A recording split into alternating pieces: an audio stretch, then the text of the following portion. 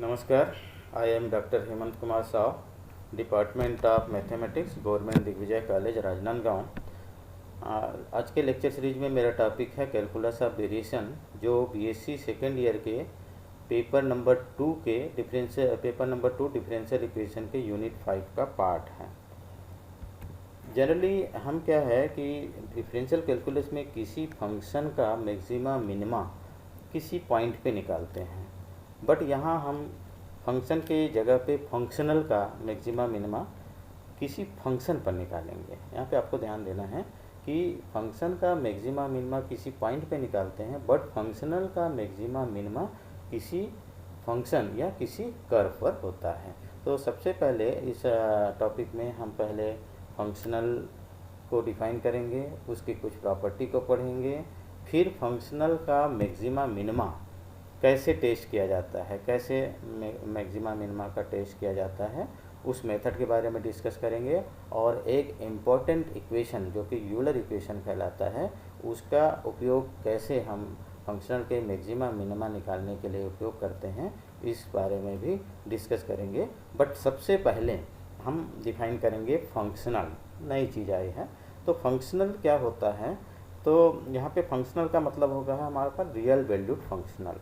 तो आप जानते हैं कि फंक्शन तो जानते हैं, तो रियल वैल्यूड फंक्शन का मतलब क्या होता है कि रियल वैल्यू कोई रियल वैल्यूड फंक्शन है, इसका मतलब क्या है कि उस फंक्शन का डोमेन कोई सेट होता है और को डोमेन क्या होता है, सेट ऑफ रियल नंबर होता है। तो ये क्या कहलाता है? Real value function.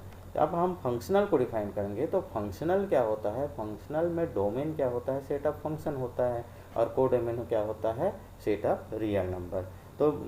तो इसका मतलब क्या है कि क्या हम दूसरे शब्दों में क्या कह सकते हैं कि functional is a mapping from set of function to the real number. Generally function को हम डेफिनेट इंटीग्रल के फॉर्म में रिप्रेजेंट करते हैं, जिसमें फंक्शन होता है, साथ में उसका डेरिवेटिव होता है। मान लीजिए हम ऐसे कर्व फाइंड आउट कर y equal to F X find out कर रहे हैं under certain boundary condition y of x1 equal to a, y of x2 equal to b। हम इस तरह से एक कर्व को फाइंड आउट करेंगे कि function F X Y dash और उसका integration definite integral a to b F X Y dash D X क्या होना चाहिए? एक्सट्रीमा होना चाहिए, दैट मीन्स मैक्सिमा और मिनिमा होना चाहिए। तो इस टाइप का जो इंटीग्रल होता है वो क्या कहलाता है? फंक्शनल। और इसे जनरली इस फॉर्म में रिप्रेजेंट करते हैं, किस फॉर्म में? I equal to I of Y X in definite integral A to B F X Y dash D X. तो ये क्या होता है? फंक्शनल का एक स्टैंडर्ड फॉर्म होता है। क्या? I equal to integration lower limit A upper limit B F of X Y dash D X. तो हम आगे जब भी फंक्शनल यूज़ करेंगे तो ये फार्मूला हम वहाँ पे इस्तेमाल करेंगे। और जैसे कोई एग्जांपल होता है कि हमको दो पॉइंट दिया हुआ है, क्या क्या पॉइंट दिया हुआ है? x1a और x2b दिया हुआ है। तो इन दोनों पॉइंट के बीच हम देखते हैं कि दोनों पॉइंट के बीच हम बहुत सारे कर्व ड्रॉ कर सकते हैं, लेकिन हमारा एम ऐसा है, हमारा एम है कि ऐसे कर्व को ड्रॉ करना, ऐसे कर्व को फाइंड आउट करना जो सबसे शॉर्टेस्ट लेंथ हो। तो सबसे शॉर्टेस्ट लेंथ हो तो उसके लिए हम इंटीग्रल थ्योरी का उपयोग करेंगे, इंटीग्रल कैलकुलस का उपयोग करेंगे। तो इसकी बाउंड्री एंडिंग पॉइंट्स क्या क्या है? ए और बी है। तो ए और बी के बीच क्या करेंगे? इसको हम इंटीग्रल करेंगे। तो integration A to B under root 1 plus D Y by D X into D X, ये क्या होना चाहिए? मिनिमम होना चाहिए। तो इस टाइप का हम शॉर्टेस्ट लेंथ दो कर्व के मतलब दो पॉइंट के बीच के सबसे शॉर्टेस्ट लेंथ वाले कर्व को हम इस formula A to B under root 1 plus D Y by D X into D X से फाइंड आउट कर सकते हैं। तो ये इस टाइप का जो इक्वेशन होता है, इंटीग्रल होता है, वही क्या कहलाता है? फंक्शनल कहलाता है। तो फंक्शनल क्या होता है? हमने बताया आपको फंक्शनल क्या होता है। एक तरह से डेफिनेट इंटीग्रल होता है जो फंक्शन और उसके डेरिवेटिव को इन्वॉल्व करता है। ठीक है। तो नाउ फंक्शनल की एक प्रॉपर्टी है लीनियर प्रॉपर्टी। ठीक है। तो कोई भी functional I of Y X is called linear functional if it satisfy two property. पहला प्रॉपर्टी क्या है? I alpha Y X is equal to alpha into I Y X. ये कांस्टेंट है, अल्फ़ा क्या है, कांस्टेंट है। सेकंड प्रॉपर्टी क्या है, I Y one X plus Y two X equal to, दोनों सेपरेट हो जाता है, I Y one X plus I Y two x, where Y one और वाई टू क्या है, Y one Y two belongs to M the class of function या set of functions. Y one और Y two क्या है, एक functions है, ठीक है। अब आता है वेरिएशनल प्रॉब्लम। वेरिएशनल प्रॉब्लम क्या होता है कि जब हम फंक्शनल का मैक्सिमा मिनिमा फाइंड आउट करने का प्रोसेस ही क्या है, वेरिएशनल प्रॉब्लम है। इसमें कोई नई चीज़ नहीं है। फंक्शनल दैट है मतलब variational problem that means to find maxima और मिनिमा ऑफ द फंक्शन, इसी को दूसरे फॉर्म में हम बोलते हैं वेरिएशनल प्रॉब्लम। तो variational problem calculus of variation deals with maxima और मिनिमा ऑफ फंक्शनल। अब क्या होता है, मैक्सिमा और मिनिमा, फंक्शनल का मैक्सिमा और मिनिमा कैसे निकालते हैं ये देखते हैं। तो a functional I Y X is maximum on curve Y equal to F X if the value I Y X on any curve close to Y equal to Y one X do not exceed I Y one X, मतलब exceed नहीं होना चाहिए।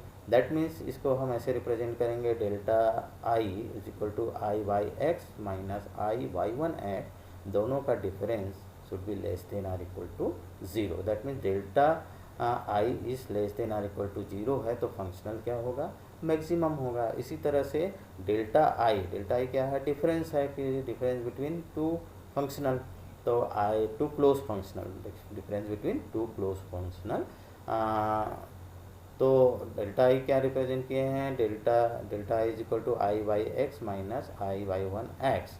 इस अगर ये less than or equal to 0 है तो क्या हो जाएगा, मैक्सिमम। अगर ये greater than or equal to 0 होगा तो फंक्शनल क्या होगा, मिनिमम होगा, ठीक है। तो हम देख रहे हैं कि फंक्शनल क्या होता है, एक तरह से डेफिनेट इंटीग्रल होता है। डेफिनेट इंटीग्रल होता है मतलब इनकी बाउंड्री कंडीशंस होते हैं।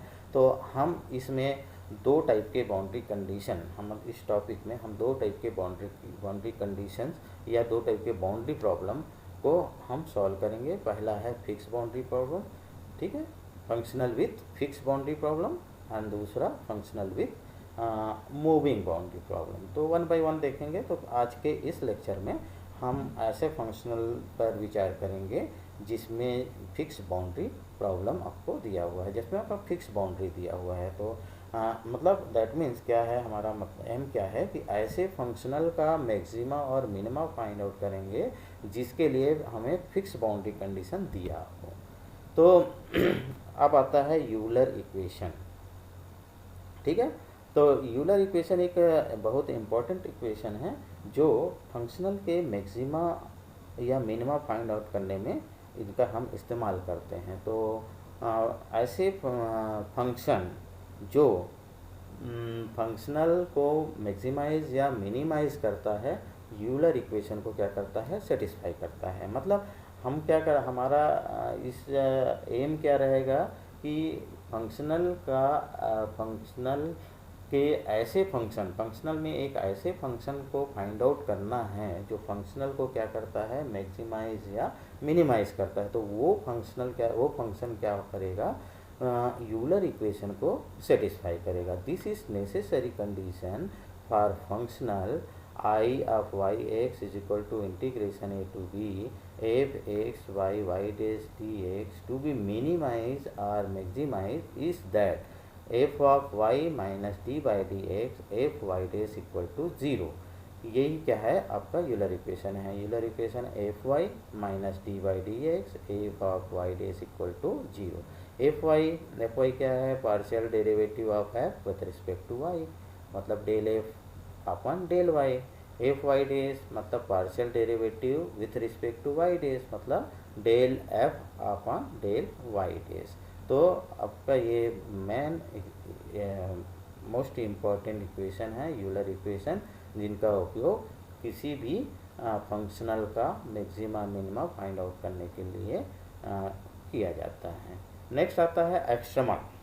तो extremal is nothing but just क्या है, functional extremal is a function which minimise और मैक्सिमाइज अ फंक्शनल, मतलब जो ऐसे फंक्शन जो फंक्शनल को मिनिमाइज या मैक्सिमाइज करता है उसी को क्या बोल देते हैं, एस्ट्रमल। मतलब एस्ट्रमल एक तरह से फंक्शन है जो फंक्शनल को क्या करता है, मिनिमाइज या मैक्सिमाइज करता है। तो एनी फंक्शन या other word curve, any function और curve which satisfy Euler equation is called extremal. Okay, तो दिस, तो नाउ अब हम मेन पॉइंट पे आते हैं, extremal with fix boundary condition. मतलब ऐसे फंक्शनल का हम मैक्सिमा मिनिमा ज्ञात करेंगे जिसके लिए हमें फिक्स बाउंड्री कंडीशन दिया हुआ है।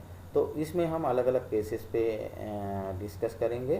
पहला केस है हमारा functional containing first order derivative and one independent variable. तो in this case functional are on the plane curve. ठीक है, तो let us examine the extremal of functional I Y X is equal to integration of A to B F X Y Y dash D X subject to boundary condition Y A is equal to Y one Y B equal to Y two where Y one and Y two prescribed at fix boundary condition. ये standard form है। इस type का problem रहेगा जिसमें हमको fix boundary condition दिया रहेगा। उस प्रॉब्लम, उस टाइप के फंक्शनल का हम क्या निकालेंगे, मैक्सिमा और मिनिमा कैसे निकाल। चलिए एक क्वेश्चन लेते हैं। क्वेश्चन है फाइंड द कर्व और function on which functional I Y X integration from 0 to 1 y dash square 12xy dx boundary condition is y0 equal to 0 y1 equal to 1 can be extremised. मतलब ऐसे curve को find out करना है जहाँ पर क्या है, ये फंक्शनल मैक्सिमा या मिनिमा है। ठीक है, तो हमने बताया है ना, ये फिक्स बाउंड्री कंडीशन यहाँ पे क्या है, फिक्स्ड है। तो ये फिक्स बाउंड्री कंडीशन का एक प्रॉब्लम है। तो हमारे पास क्या है, फंक्शनल, गिवन फंक्शनल क्या है, I Y X integration from 0 to 1 Y dash square plus 12xy D X. तो इसको क्या है, स्टैंडर्ड जो फंक्शनल है उसे हम कंपेयर करेंगे। तो कंपेयर करने के बाद स्टैंडर्ड फंक्शनल क्या होता है, I Y X integration from A to B F of X Y Y dash D X. तो दोनों इक्वेशन को हम कंपेयर करेंगे तो यहाँ पे f का वैल्यू मिल जाएगा Y dash square plus 12xy। इसको हम इक्वेशन नंबर 1 दिए हैं। अब हमको हमने क्या बताया है कि जो यूलर इक्वेशन का एप्लीकेशन करना है यहाँ पे। तो यूलर इक्वेशन क्या होता है कि F of Y minus D by D X F of Y dash equal to 0।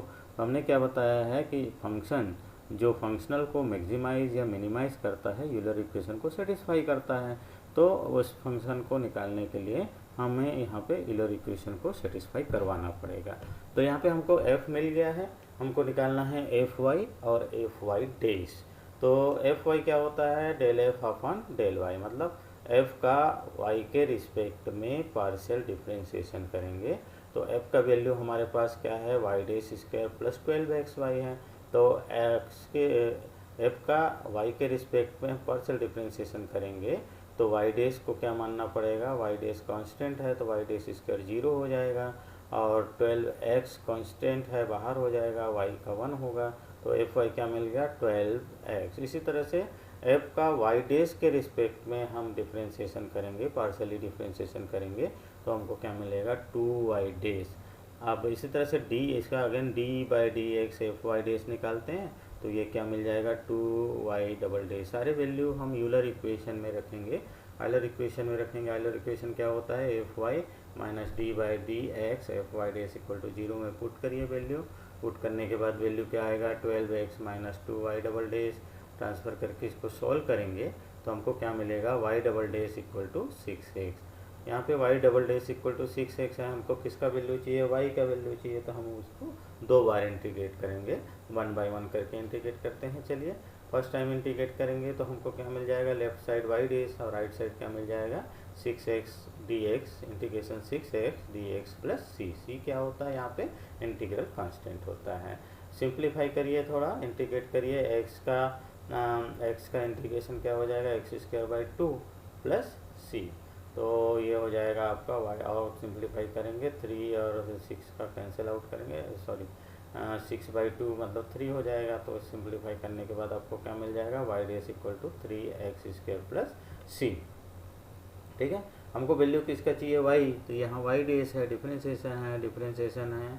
तो एक बार इंटीग्रेशन करेंगे तो क्या मिल जाएगा, हमको वाई मिल जाएगा। तो एक बार और इंटीग्रेशन करते हैं तो integration of 3x² dx plus integration C D x plus C dash. x² का इंटीग्रेशन क्या हो जाएगा, x³/3, सी तो कांस्टेंट है बाहर हो जाएगा, x dx का इंटीग्रेशन क्या हो जाएगा, x plus C dash. 3 cancel out हो जाएगा तो आपको क्या मिल जाएगा, y equal to x³ plus C X plus C days.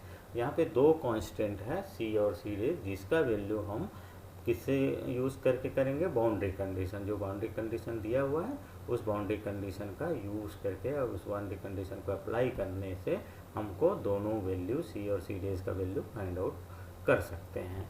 तो first boundary using first boundary condition आपको क्या दिया हुआ है, if x equal to 0 then y equal to 0। तो इसको इक्वेशन नंबर 1 में रखिए, x इक्वल टू 0 और y इक्वल टू 0 इक्वेशन 1 में रखेंगे। तो यहाँ पे लेफ्ट साइड क्या हो जाएगा, आपका 0 हो जाएगा, और राइट साइड क्या हो जाएगा, क्योंकि x का मल्टीप्लिकेशन है और x इक्वल टू 0 है तो राइट साइड क्या हो जाएगा, सी डेस। ठीक है, तो सी डेस इक्वल टू क्या मिल गया, 0। ठीक है, तो इसी तरह से दूसरी बाउंड्री कंडीशन का यूज़ करिए। दूसरा बाउंड्री कंडीशन क्या है, if x equal to 1 then y equal to 1। तो दोनों वैल्यू को हम रखेंगे, x इक्वल टू 1 और y equal to 1 equation number 4 में रखेंगे। तो क्या मिलेगा, left hand side 1, right hand side 1³ that is 1 plus C dash. But C dash हम निकाल चुके हैं, सी डेज का वैल्यू क्या है, 0। तो सी डेज का वैल्यू 0 है तो यह क्या मिल जाएगा, 1 इक्वल टू 1 प्लस सी, इधर 1 को इधर ट्रांसफ़र कर देंगे तो सी इक्वल टू क्या मिल जाएगा, 0। तो हमको c इक्वल टू 0 मिला और सी डेस इक्वल टू आल्सो 0। तो ये दोनों वैल्यू को इक्वेशन नंबर 4 में रखेंगे तो हमको क्या मिल जाएगा, y is equal to x³ which is only curve on which extremum can be find. यही हमारा रिजल्ट है। इस कर्व पे y equal to x³ curve पे फंक्शनल दिए गए बाउंड्री कंडीशन के साथ एक मैक्सिमा और मिनिमा को अटेंड करेगा। ठीक है, तो ये एस्ट्रमल हमने फाइंड आउट कर दिया। ठीक, नेक्स्ट क्वेश्चन नंबर 2 देखते हैं। एक और क्वेश्चन है ये थोड़ा सा अलग टाइप का है। Find the extremal of functional i by x integration from 1 to e x y² minus 2y dx। Boundary condition आपको दिया है y1 equal to 1 and y equal to 2। तो इसको भी आपका पास फंक्शनल क्या दिया है, गिवन फंक्शनल क्या है, i by x equal to integration from 1 to e x y² minus 2y into dx। तो स्टैंडर्ड फंक्शनल से हम कंपेयर करेंगे। स्टैंडर्ड फंक्शनल क्या है कि integration from a to b f of x y dx। तो यहाँ से हम दोनों को कंपेयर करेंगे तो f का वैल्यू क्या मिल जाएगा, f x y equal to x y² minus 2y। ठीक है, तो f का वैल्यू आपको मिल गया। तो f इक्वेशन नंबर 1 है। इक्वेशन नंबर 1 का मतलब f का y और y के रिस्पेक्ट में पार्शियल डिफरेंशिएशन करेंगे। तो पहले हम y के रिस्पेक्ट में करेंगे तो f ऑफ y आपको मिलेगा 0। मतलब f का y के रिस्पेक्ट में डिफरेंशिएशन करेंगे तो क्या मिल जाएगा, 0। क्यों 0 मिलेगा, यहाँ पे देख रहे हैं कि y वाला कोई टर्म ही नहीं है, x है y डेस है और यहाँ भी माइनस 2y डेस है, मतलब इंडिपेंडेंट ऑफ y है, इसलिए क्या हो जाएगा, ये 0 हो जाएगा। ठीक है, तो एफ वाई आपको क्या मिल गया, 0। इसी तरह से एफ वाई डेस मतलब एफ का वाई डेस के रिस्पेक्ट में पार्शियल डिफरेंशिएशन करते हैं तो आपको क्या मिल जाएगा, वो एक्स तो कांस्टेंट ट्रीट कर लेंगे और वाई डेस स्क्वायर का क्या हो जाएगा 2y डेस। तो ये क्या हो जाएगा 2xy डेस माइनस 2। ठीक है, तो एफ वाई डेस क्या मिल जाएगा 2xy डेस माइनस 2। ये दोनों वैल्यू को किस में रखेंगे, यूलर इक्वेशन में पुट करेंगे।